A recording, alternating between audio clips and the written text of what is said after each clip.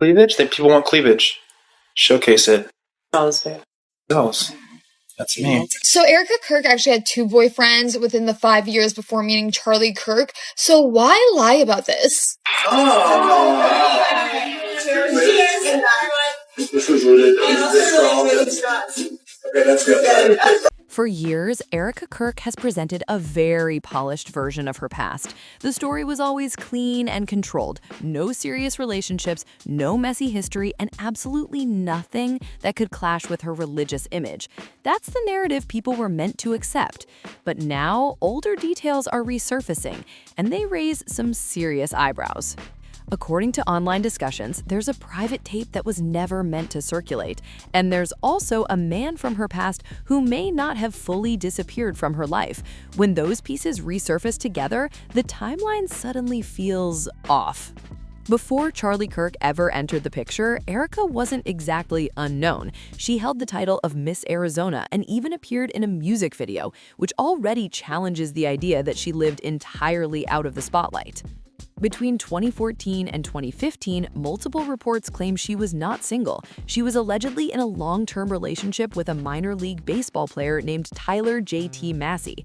Several people say they were engaged. There are professional engagement-style photos and magazine interviews where she refers to him as her incredible boyfriend. Some sources now claim the relationship went even further, alleging they shared a child together. But there's also another boyfriend. His name is Tyler Massey, and she dated him in 2015. Here we have them doing Fashion Week in Phoenix together. And in the caption to this photo posted by Jack Nicole, so Jack Nicole was the designer of Erika's outfit, hashtag this photo cute couple. And here's some more photos that were posted on Twitter. Another photo, okay, another one too, because these two are just so wonderful, hashtagged in love. This was posted March of 2015. Caption, prepping another couple's gallery for delivery. So why lie in this interview that's like a week old? Then comes the Trump campaign era. A photo from an early Trump rally has resurfaced and gone viral again. Erika is standing directly behind Trump in the top row of the bleachers. In that same frame, a man and a young girl appear. According to the individual who first highlighted the image, the man is J.T. Massey, and the child is allegedly their daughter. Even more interesting, members of the same political circle she would later marry into are visible nearby. Publicly, though, the story stayed the same. No serious relationships before Charlie.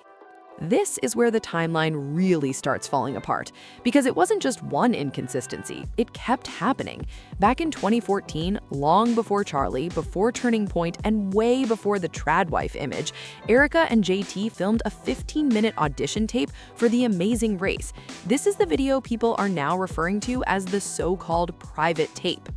And in that footage, she's not presenting modesty at all. The tone is playful, flirtatious, and openly affectionate. They joke, touch, and talk about their life together in Venice, California. This wasn't someone hiding her personal life or waiting for marriage. It showed a couple clearly comfortable and established. Yeah, we went to Maggiano's. I picked her up. It was raining. It was. Kind of different night in Arizona, and picked her up at her house and later met her mom on the first night. It's a big deal for the Exciting first night. stuff. Yeah, I'm not trying to scare her off or anything. I got a little bacon. Babe, that's deep in there. Give them a cleavage. People want cleavage. Showcase it. Sells. That's me. That's against marriage. It's not within the confines of marriage.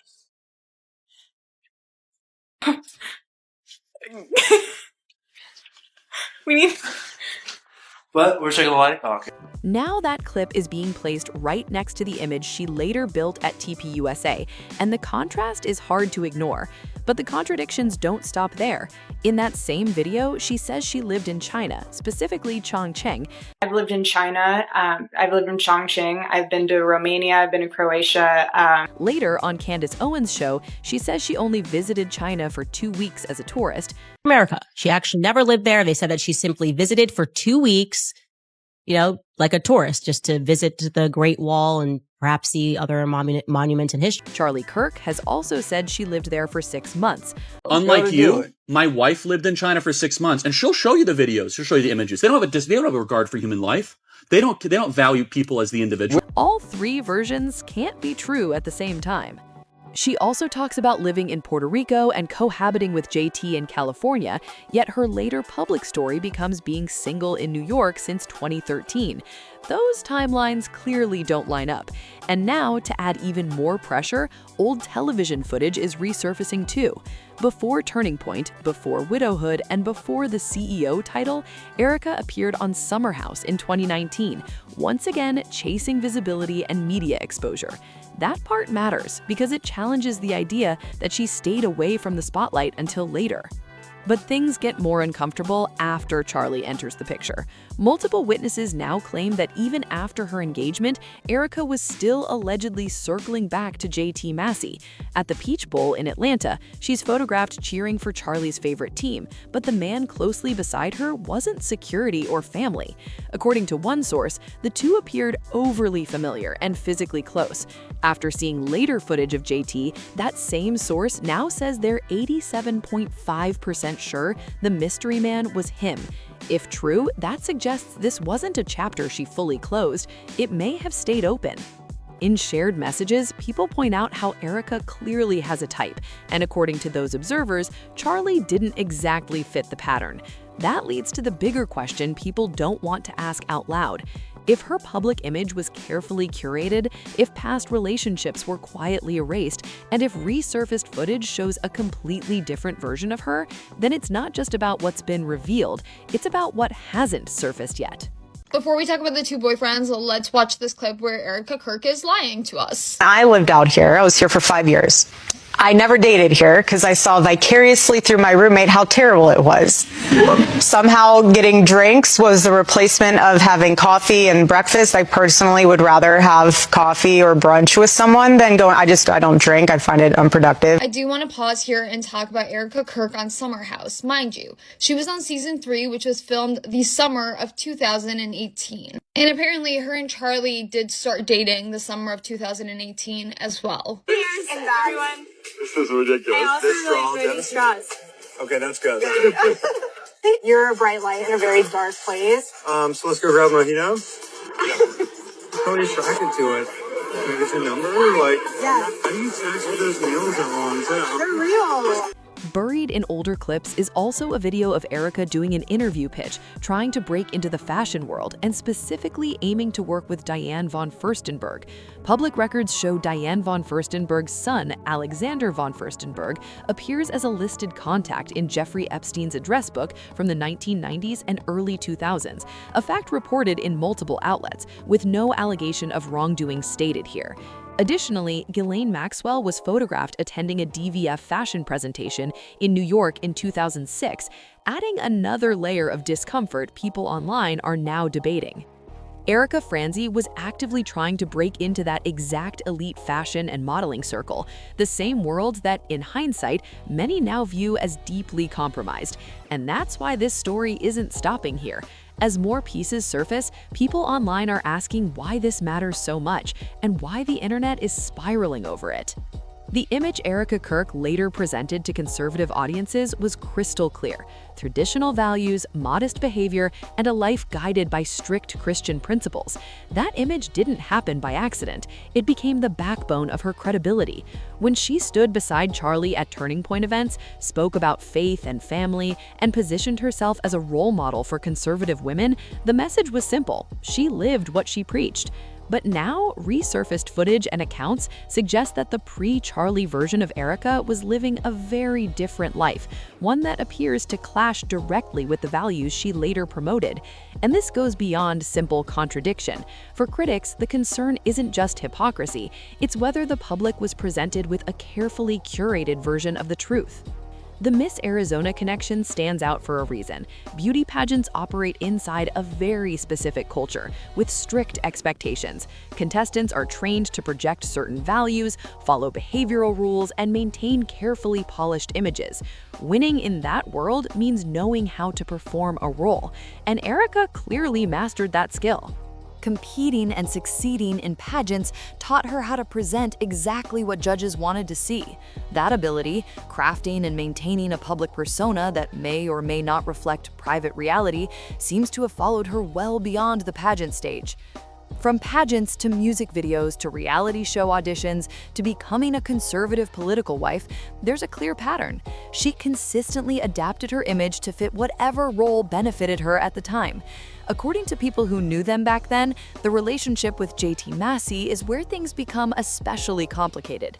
This wasn't casual dating. By multiple accounts, they were serious, committed, and planning a future together. Engagement-style photos that later surfaced show a couple who looked genuinely close and happy. Magazine interviews from that period even feature Erika openly praising JT, talking about their bond and outlining shared plans. This wasn't rumor or speculation. It was public, documented, and verifiable at the time. I don't think Erika found that strange because I think she did the same thing. It's called dating. No one's bashing that, but I don't know why she's lying about it. And yesterday we talked about Cabot Phillips, who she dated in 2017, and it seems like they dated for the majority of the year in 2017. And yes, it's Cabot Phillips who apparently is doing the How to Lead Like Charlie college tours for TPUSA now. Interesting. Yet later, as she built a new identity within conservative circles, that entire chapter quietly vanished from her narrative. And that raises a fair question. Why erase a long-term, meaningful relationship? The most obvious explanation is simple. It no longer fit the story she needed to tell. A long-term cohabitating relationship with a baseball player and the lifestyle that comes with it doesn't exactly line up with the modest, waiting for marriage image she later promoted. And the allegation of a child from that relationship adds an entirely new layer to this story. If true, it would suggest Erika has a daughter from a previous relationship that was never publicly acknowledged.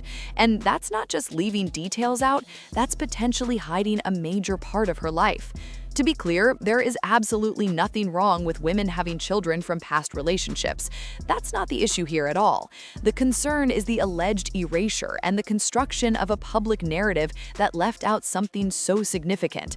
If she had been upfront about her past, relationships, cohabitation, or even motherhood, there would be no claims of deception.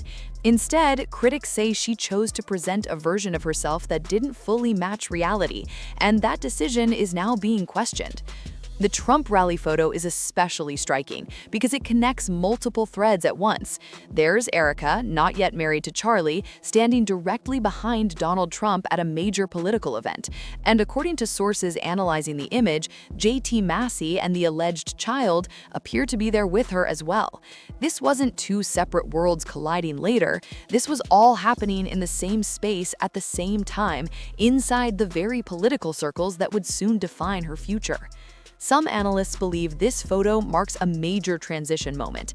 It raises the question, was Erika already building connections inside conservative political circles while still allegedly involved with JT? Was she positioning herself for a future role in the movement? The timing alone has people questioning just how planned her political entry really was. Tyler Boyer's presence in that same photo adds another layer. Boyer was deeply tied to Turning Point and conservative youth organizing.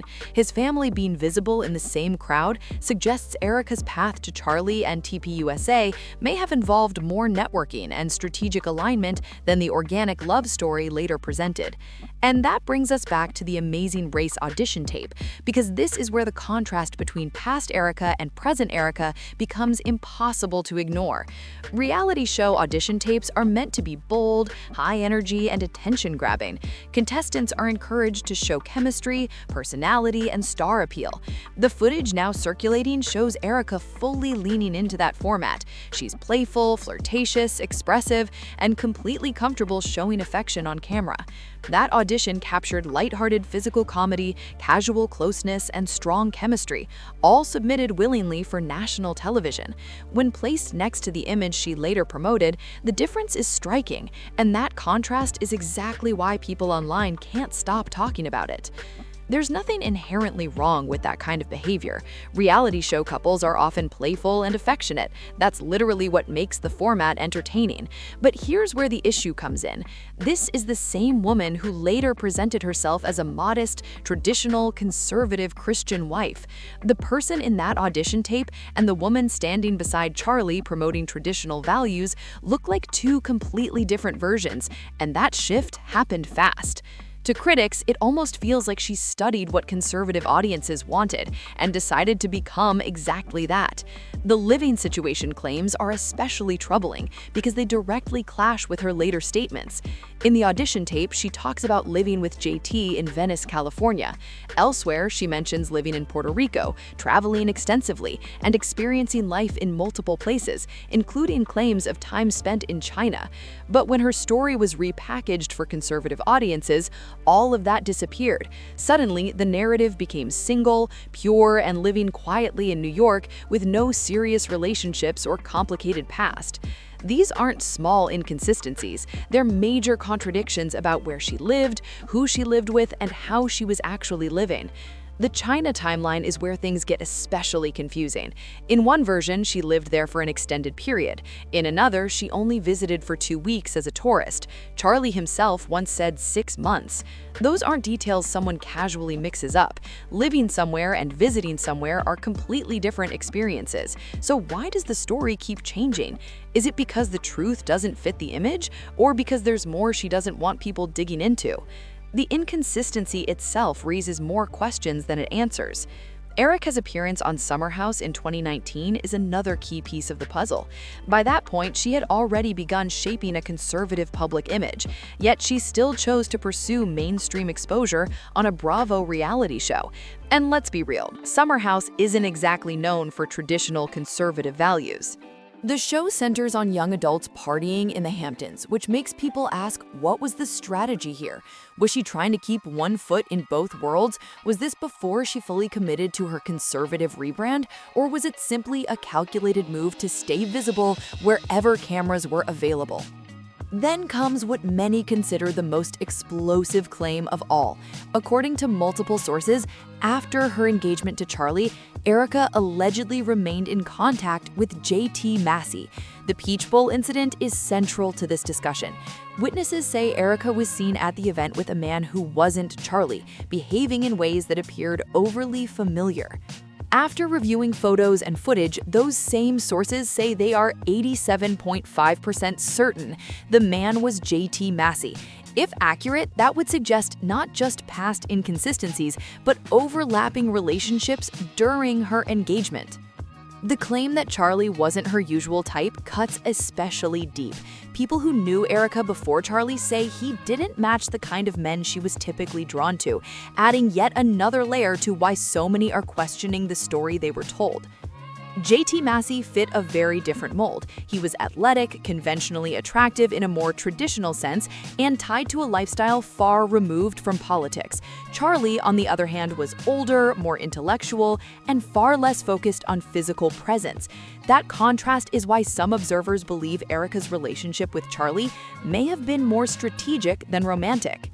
According to critics, Charlie offered something JT couldn't: access to power, influence, and a massive platform. He could elevate her from an aspiring media figure into conservative movement royalty. For some people watching from the outside, that opportunity may have been too valuable to ignore, regardless of personal chemistry. Text messages and online threads analyzing the Peach Bowl photos have since gone viral. People are doing side-by-side comparisons, breaking down body language, posture, and how relaxed Erika appears with the mystery man compared to her public appearances with Charlie. Many are pointing out that the man in question looks nothing like Charlie.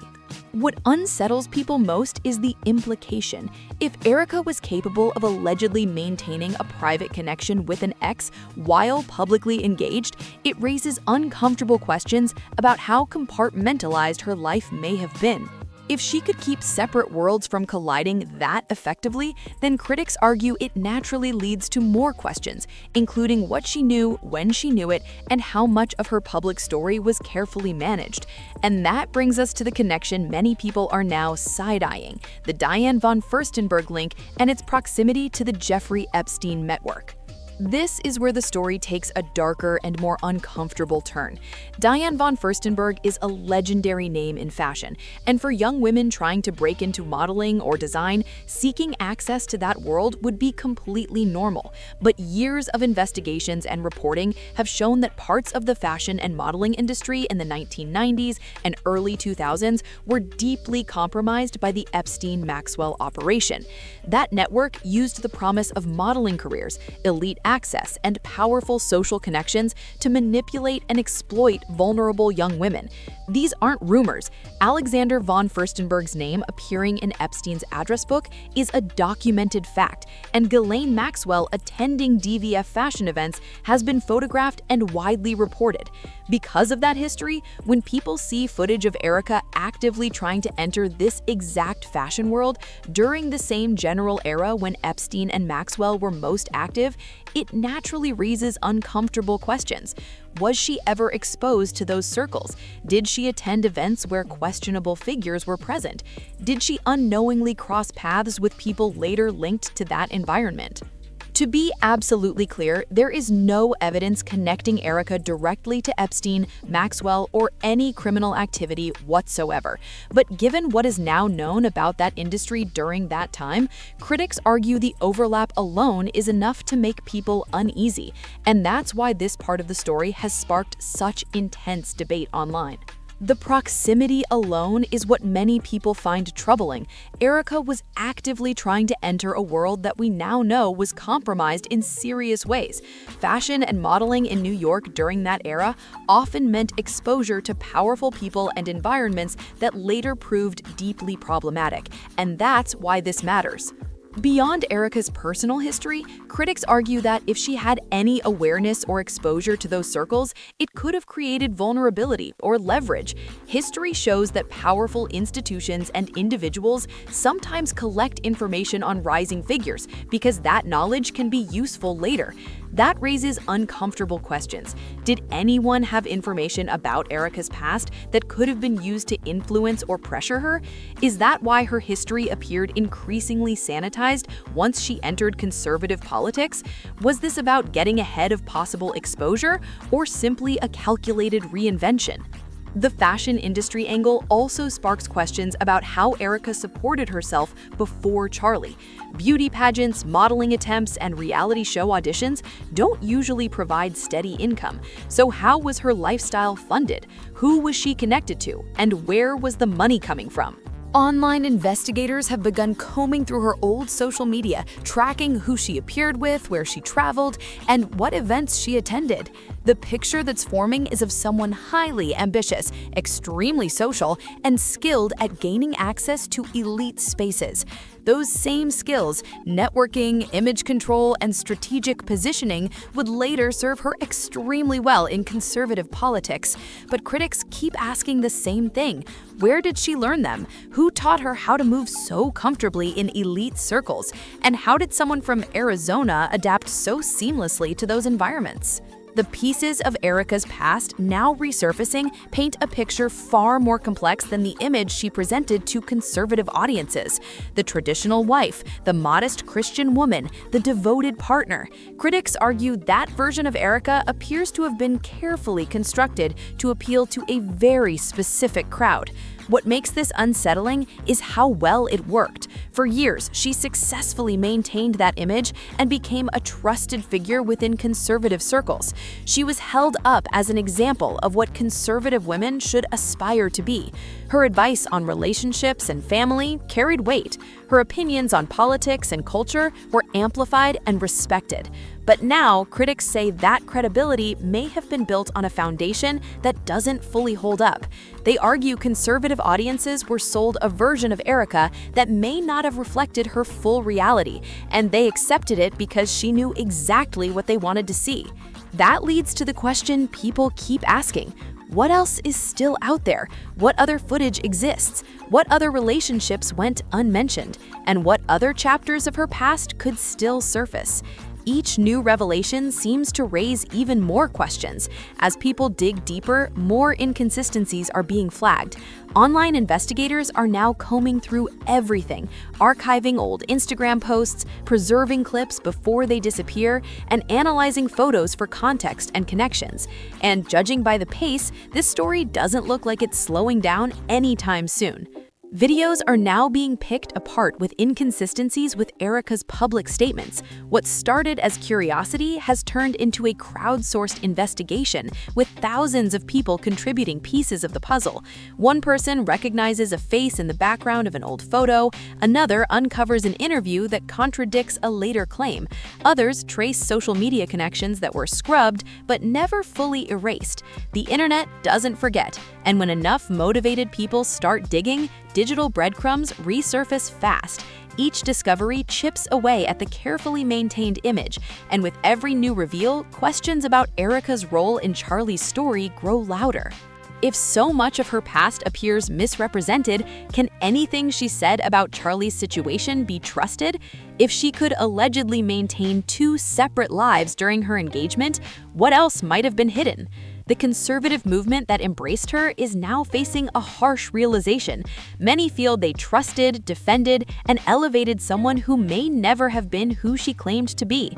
And this isn't the end. There are more videos, more photos, and more people who knew Erika during different phases of her life. Some stayed silent, until now. With controversy building, the motivation to speak has never been higher, and the unraveling is speeding up fast. If you want to stay on top of every twist, make sure you like, share, subscribe, and drop your thoughts in the comments. We'll see you on the next one.